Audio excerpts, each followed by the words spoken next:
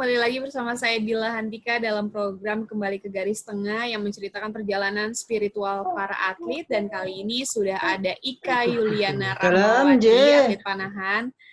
Halo Mbak Ika, selamat sore Mbak Ika. Selamat sore Mbak. Gimana kabarnya Mbak Ika? Baik, Alhamdulillah sehat. Alhamdulillah sehat, keluarga juga sehat semua ya Mbak Ika ya? Iya Mbak, Alhamdulillah. Kondisinya di sana di mana tadi, Bojonegoro ya? Bojonegoro, iya. Gimana nih lagi pandemi saat ini? PSBB-nya gimana penerapannya di sana? Apakah banyak tempat-tempat yang tutup Mbak Ika? Kalau seumpama tutup sih ini ya pasar. Kalau dari bupatinya itu jadi ditutup untuk dilakukan penyemprotan secara menyeluruh gitu Mbak. Kalau seumpama swalayan kayaknya sih belum. Jadi kayak Indomaret pun belum. Terus kalau kantor-kantor juga ada yang tutup, ada yang enggak, tergantung direkturnya masing-masing. Jadi memang tergantung kebijakan masing-masing juga ya Mbak Ika ya? Iya Mbak. Nah Mbak Ika selama bulan Ramadan ini kegiatannya ngapain aja nih Mbak Ika? Masih suka rutin latihan fisik nggak nih Mbak Ika? Iya, kalau seumpama saya sendiri kan masih tergabung di Pusrada, jadi saya masih disarankan untuk trainingnya itu di rumah gitu, training from home, TFH.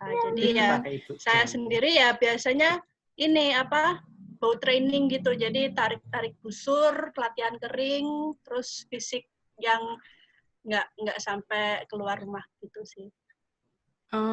Biasanya kalau misalnya latihan itu sehari di jam berapa dan berapa jam tuh Mbak Ika selama pandemi dan Ramadan kali ini? Kalau saya sendiri sih ini sih ya nggak tentu Mbak. Jadi maksudnya saya bisanya jam berapa gitu saya langsung lakukan. Soalnya kan ada anak kecil, jadi kadang juga itu pinter-pinter cari waktu gitu. Cari waktu, iya benar. Mbak. Tapi dalam sehari biasanya latihannya durasinya berapa lama tuh Mbak Ika? Paling 1 jam, kadang sampai 2 jam juga pernah juga sih.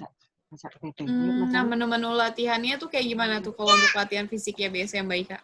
Kalau saya sih biasanya saya seling-selingin Mbak ya. Kalau seumpama kadang hari ini itu fisik itu biasanya saya pakai barbel gitu. Terus setelah barbel itu kayak sit up, back up, push up, sama flexibility gitu. Cuman terus kalau seumpama keesokannya itu saya bow training, pakai busur, latihan kering, terus ya pemanasan sama pendinginan gitu.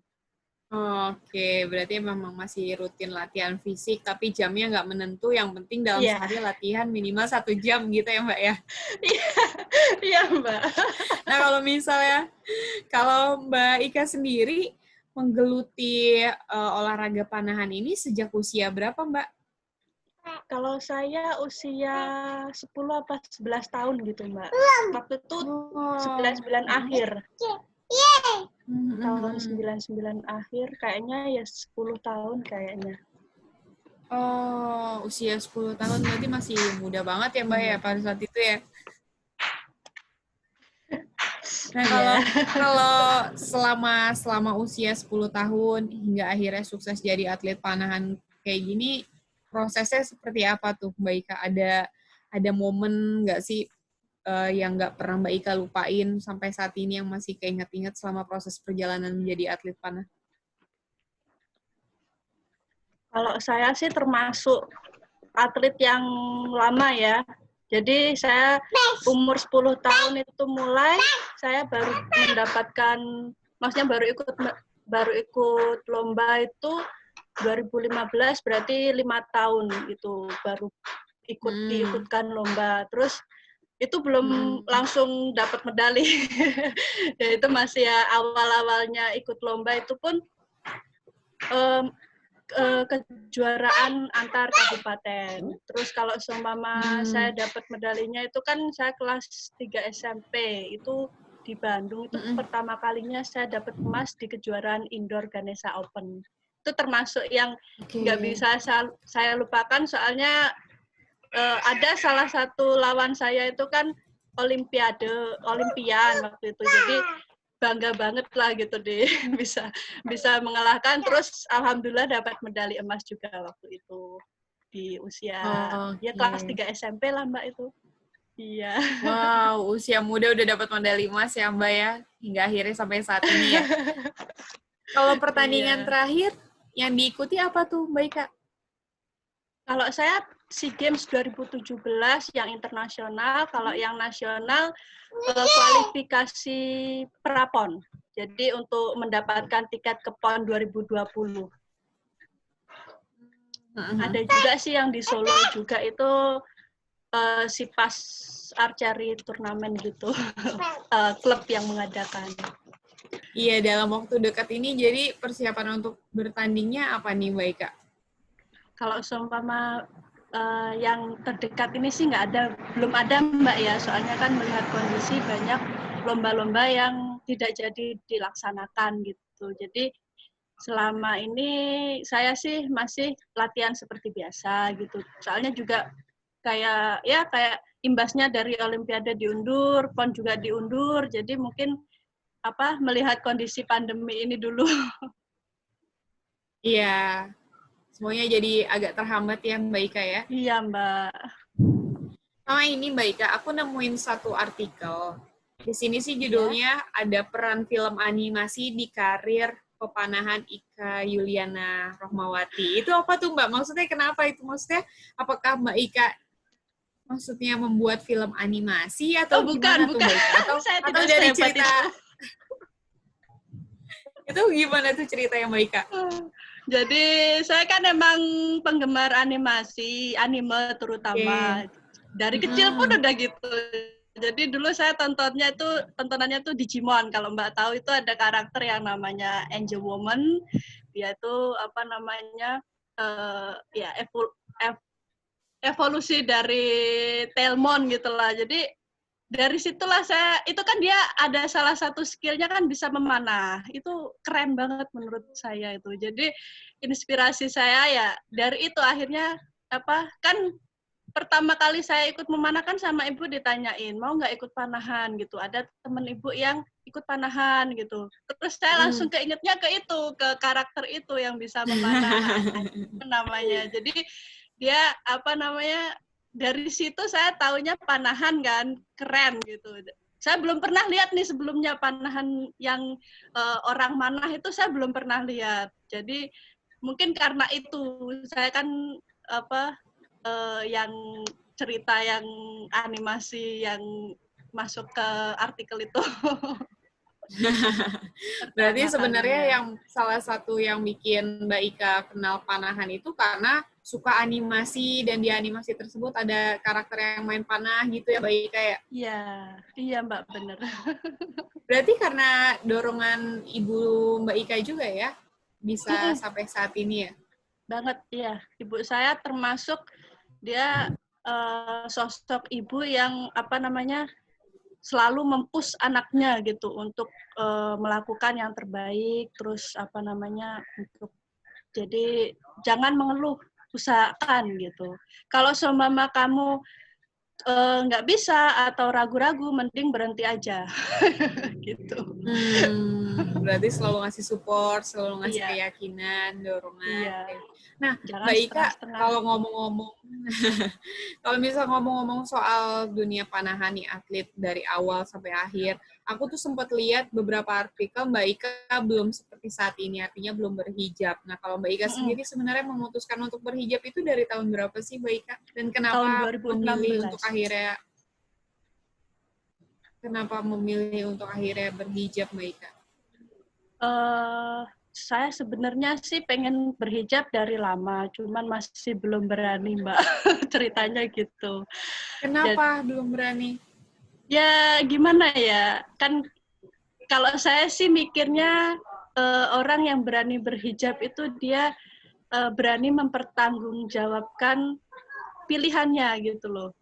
Jadi itu kan bukan main-main hijab gitu kan. Itu kalau orang melihatnya, oh kamu tuh berhijab, jadi kamu udah siap untuk dilihat orang yang harus pantas memakai hijab gitu. Makanya kadang belum berani dari hati kecil saya gitu. Cuman ada Dan suatu akhirnya yang momen bikin itu, mantap, ada suatu momen itu saya pernah try out di Turki. Itu saya melakukan puasa yang terpanjang selama berapa lama? Jadi waktu itu imsaknya jam 4:30 kayak jam 4 sama kayak Jakarta gitulah. Terus tapi bukanya itu jam 8:30 malam. Dan Lama banget ya berarti dan itu kondisinya itu panas banget Mbak di sana. Jadi disitulah saya nggak tahu kenapa itu saya ingin gitu. Cuman dari habis lomba itu saya nggak langsung berhijab dulu. Saya tanya ke teman saya, ke pelatih saya, ke keluarga saya gitu. Dan saya ingin mengenakan hijab waktu saya ada di rumah, di kampung halaman saya gitu. Jadi saya pengen keluarga saya dulu yang tahu, bukan orang lain dulu yang tahu gitu. Jadi saya setelah Olimpiade di Rio, itu saya belum berhijab. PON pun saya juga belum berhijab waktu di Jabar itu. Terus akhirnya habis PON itu saya pulang. Nah, disitulah saya memantapkan hati untuk berhijab. Alasan utama yang benar-benar akhirnya Mbak Ika yakin untuk berhijab itu apa, Mbak? Alasan utama untuk proteksi diri sih, Mbak. Terutama dari cuaca. Bukan dari orang lain, tapi dari cuaca. Pertama emang saya membayangkan kalau pakai hijab itu kan gerah. Tapi ternyata enggak loh. Kalau kita pakai hijab itu di panas gitu, ya enggak gerah. Tapi kita malah terlindungi dari panasnya matahari itu. Jadi badan kita enggak terlalu panas gitu. Dan lagi pun kalau seumpama saya pernah waktu itu di Cina ya kan bulan Mei kan masih benar udah masuk semi tapi masih dingin Mbak cuacanya banyak mendung gitu. Itu kan dingin. Saya nggak betah dingin. Tapi karena saya berhijab alhamdulillah tubuh saya tuh nggak terlalu terpengaruh oleh cuaca sekitar saya. Jadi saya lebih fokus juga ke tembakan saya gitu. Jadinya malah jadi bisa fokus ya. Tapi iya. Ada kesulitan ya sih pas awal-awal Mbak Ika menggunakan hijab? Ada itu paling fashion ya. Saya kan nggak begitu tahu berdandan atau pakai kerudung yang baik dan benar yang bikin cantik gitu. Tapi kalau seumpama itu sih bukan halangan yang begitu bukan begitu memberatkan saya gitu. Soalnya saya lebih suka memakai hijab yang nyaman dipakai, bukan yang ribet dipakai gitu. Cuman lama-kelamaan saya belajar dan mulai bisa menerapkan yang sesuai dengan keinginan saya. Gitu. Alhamdulillah, berarti sejauh ini juga nggak ada kesulitan yang terlalu berarti ya Mbak ya, itu semua bisa ditangani gitu ya Mbak ya? Enggak sih, tetap ada Mbak. Apa tuh? Tadi katanya cuma karena fashion, ada hal lain lagi Mbak? Iya, ya tetap kan, kadang kan ya kalau seumpama, saya mikirnya kan harusnya kan dengan berhijab saya harus lebih rajin beribadah atau apa itu, tapi masih kadang kendala untuk beribadah itu ada aja alasannya. Jadi menurut saya ya saya masih harus terus belajar. Tapi kalau misalnya dari diri Mbak Ika sendiri, perubahan yang paling benar-benar Mbak Ika rasakan setelah berhijab itu apa Mbak? Apa ya? Saya lebih bisa mengontrol diri saya. Kalau sama biasanya tuh saya meledak-ledak, terus emosian. Saya juga termasuk mempunyai sisi yang sensitif gitu. Jadi dengan ini tuh saya lebih mengingatkan pada diri saya untuk lebih mengontrol diri saya gitu. Tapi kalau misalnya dari pihak keluarga ataupun teman-teman terdekat pada saat Mbak Ika memutuskan untuk berhijab, mendukung ya Mbak? Atau ada inian Mbak mendukung tekanan mungkin? Tapi kalau lingkungan sekitar juga nggak ada yang punya Alhamdulillah. pemikiran negatif ya, alhamdulillah gitu. Tapi kalau misalnya Insya Allah nggak ada, Mbak. pada saat Mbak Ika bertanding sendiri, ada kendala nggak sih atau punya treatment khusus nggak sih dengan akhirnya memutuskan untuk berhijab? Apa ya? Kalau saya sih tetap tetap jaga silaturahim dengan sekitar. Soalnya yang mensupport kita kan keluarga, kerabat, teman gitu. Kita mungkin nggak sadar kita membuat musuh, walaupun itu satu atau dua, tapi tetap aja kadang ada yang nyinyirin atau apa. Tapi kalau seumpama kita punya teman yang mengenal kita, insya Allah kan kita tetap dikuatkan batin kita, terus pikiran kita. Jadi kita nggak sendirian. Tapi kalau misalnya selama bertanding nih Mbak Ika, ada ini nggak sih kayak treatment khusus harus menggunakan hijab yang seperti apa atau ada kendala nggak sih? Kalau saya akhirnya setelah 1 tahun lebih kali ya itu, jadi mungkin biasanya tuh yang simple aja langsung dimasukkan gitu. Cuman saya pengen penampilan yang agak beda kan dari biasanya itu. Maaf ya anak saya itu. Nggak apa-apa. Agak beda itu, jadi ada ya satu model hijab yang itu juga bisa disesuaikan dengan teknik saya. Jadi kalau hijab kan biasanya di bawah sini Mbak ya. Nah, kalau sama saya lagi bertanding, ini biasanya saya kaitkan ke belakang dulu, baru ini saya pakai jarum pentul ditaruh ke sini. Jadi sininya itu longgar, nggak ganggu anchor-nya atau stringnya gitu. Jadi ada sih satu style hijab yang saya cocok untuk saya menembak, memanah lah gitu. Selain cocok memanah, juga ininya juga tetap tertutup ya bagian lehernya ya Mbak Ika ya. Tapi kalau leher agak terbuka sih Mbak, tapi dadanya mungkin agak tertutup gitu. Oh, tapi ada satu momen nggak sih di mana Mbak Ika mungkin merasa risih gara-gara salah pakai jilbab pada saat bertanding gitu, pernah nggak sih Mbak ngalamin hal itu? Ada sih, kayak nggak merasa percaya diri itu kalau seumpama bukan karena hijabnya, tapi karena kadang saya merasa diri saya itu terlalu biasa gitu. Halo. Merasa biasa, jadi kayak kurang ada boostingnya gitu Mbak. Jadi mungkin itu kali ya yang jadi dari diri saya. Nah, cara mengatasinya biasanya gimana tuh Mbak Ika kalau mengalami hal itu? Ya itu tadi saya menemukan style yang cocok itu setelah setahun lebih saya Mbak, waktu persiapan prapon tahun lalu. Itu kan berarti kalau prapon tahun lalu kan 2019, saya pakai hijab kan 2016. Itu jadi ada seling 3 tahun sebelum saya menemukan style yang cocok buat saya. Terus itu pun bukan style yang harus saya pakai terus gitu. Cuman ada penyesuaian tersendiri lah. Terutama kadang ada juga model hijab yang kurang sesuai yang saya pakai untuk menembak gitu. Kadang mengganggu anchor atau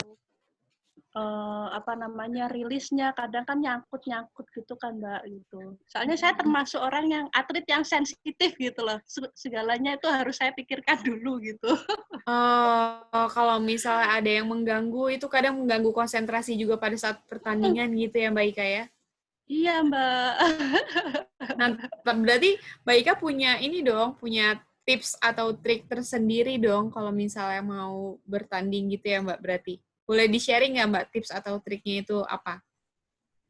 Tips atau triknya? Sebenarnya masing-masing dari kita itu punya sendiri. Jadi kuatkanlah kreasi kita sendiri, nyamannya kita sendiri, temukan itu, dan insya Allah kita bakalan lebih percaya diri kalau kita menemukan kenyamanan tersendiri. Berarti kita harus cari tahu diri kita sendiri ya Mbak ya, nyamannya seperti apa, tingkat percaya dirinya itu seperti apa. Nah itu harus selalu diterapkan terutama pada saat pertandingan gitu ya Mbak ya. Iya Mbak. Nah kalau misalnya Mbak Ika sendiri nih, melihat Ramadan tahun ini kan kalau ya kita tahu ya Mbak ya, Ramadan tahun ini kan berbeda dengan Ramadan-Ramadan sebelumnya karena kan bareng sama yang namanya pandemi virus corona nih Mbak. Nah kalau Mbak Ika sendiri punya hikmah nggak sih di balik Ramadan tahun ini? Kalau saya sih tetap berusaha mencari sisi positif dari semua yang terjadi gitu ya. Kemarin kan saya mengikuti rapid test di Gresik gitu kan. Nah, di situ kan saya melihat perjalanan gitu. Bener jalan jadi sepi, jadi jarang aktivitas. Tapi di sisi lain saya melihat di Gresik itu kan banyak tambak-tambak yang banyak airnya gitu kan. Itu jernih loh jadinya loh. Jadi mungkin karena kurangnya polusi ya di sekitar kita. Jadi itu bisa membantu alam untuk recover alam itu sendiri. Benar. Terus kalau iya, benar banget, Mbak. Terus kalau seumpama untuk kita sendiri, kalau saya sih biasanya kalau Ramadan sebelum-sebelumnya kan ada kita kayak bukber atau apa gitu kan, bisa jadi pemborosan yang tidak perlu lah ya, karena bukber nggak hanya sekali tapi berkali-kali gitu. Nah sekarang karena ada pandemi ini jadi kita lebih fokus di rumah, lebih hemat, jadinya ya tetap ada sisi positifnya. Nah, berarti kalau misalnya harapan dari Mbak Ika sendiri nih setelah pandemi ini berakhir apa Mbak? Punya harapan seperti apa? Tetap kita ini kan makhluk sosial ya, kita tetap butuh teman, butuh untuk berinteraksi dengan orang lain. Jadi yang saya harapkan setelah pandemi ini kita bisa berkumpul lagi dengan teman, kerabat kita, keluarga kita yang jauh gitu kan. Jadi penting untuk kita karena kita kan makhluk sosialis itulah jadinya penting bagi kita karena saya sendiri juga merasa kadang tuh bosan sampai ya saya bilang ke suami saya ya mungkin saya habis ini stres kali ya gitu karena jarang keluar dan lain-lain. Jadi mungkin ya saya berharapnya semoga setelah pandemi ini selesai kita bisa beraktivitas normal seperti biasanya. Amin. dengan memperhatikan yang pelajaran yang kita ambil selama pandemi ini. Dengan menjaga kebersihan itu juga tetap atau lain-lainnya gitulah. Amin. Semoga ya Mbak Ika ya, semoga pandemi ini segera berakhir, jadi semua aktivitas juga nggak ada yang tertunda lagi, semuanya berjalan lancar ya Mbak Ika ya. Makasih banyak Mbak Ika waktunya. Makasih. Sama-sama Mbak Ika. Nah itu dia tadi cerita saya bersama Ika Yuliana. Terima kasih Mbak Ika atas waktunya sudah mau berbagi, lancar-lancar puasanya, sehat semua keluarganya. Semoga pandeminya segera berakhir ya Mbak Ika ya. Nah untuk Scorer jangan lupa untuk saksikan konten menarik dari Skor TV di channel YouTube Skor Indonesia dan topskor.id. Saya Dila Hantika pamit undur diri. See ya!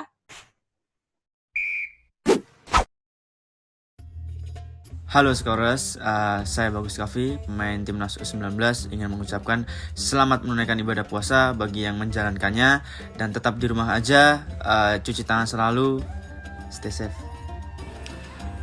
Halo Scorers, saya Bagas Kafa, pemain Timnas U19, mengucapkan selamat menjalankan ibadah puasa di bulan suci Ramadan dan tetap di rumah aja, jangan lupa cuci tangan. Assalamualaikum warahmatullahi wabarakatuh. Saya Muhammad Valeron, pemain Timnas Indonesia U16. Halo Scorers, saya ingin mengucapkan selamat menunaikan ibadah puasa bagi teman-teman muslim yang melaksanakan. Semoga kalian semua sehat selalu, tetap di rumah, jaga kebersihan, dan jangan lupa cuci tangannya ya.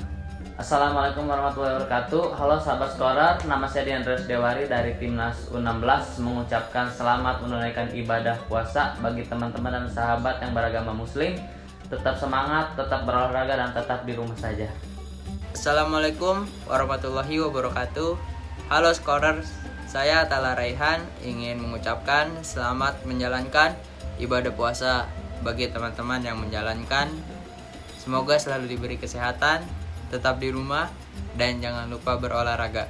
Semangat! Assalamualaikum warahmatullahi wabarakatuh. Halo Scorer. Saya Risa Aditya Nugraha, pemain Timnas U16 dan Persija U16, ingin mengucapkan selamat menunaikan ibadah puasa bagi teman-teman muslim dan muslimah yang milenial. Assalamualaikum warahmatullahi wabarakatuh. Halo Scorers. Saya Marsha Jana Putra, pemain Timnas U16, ingin mengucapkan selamat menjalankan ibadah puasa bagi teman-teman muslim dan muslimah yang menjalankan. Dalam kondisi virus corona ini, semoga kalian selalu diberi kesehatan, tetap di rumah, dan jangan lupa berolahraga. Semangat!